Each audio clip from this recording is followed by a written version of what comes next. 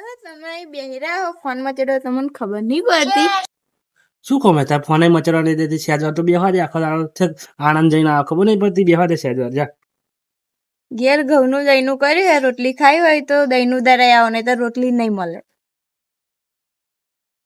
સહેજે લોટ નહીં બાજરીનો આ ઘઉંનો ભમધાર તો કરાયો તું ભમધાર તો નતો દરાવા ગયો એક આખો ઠેલો તો દરાઈને આવ્યો તો બધો લોટ પતી ગયો.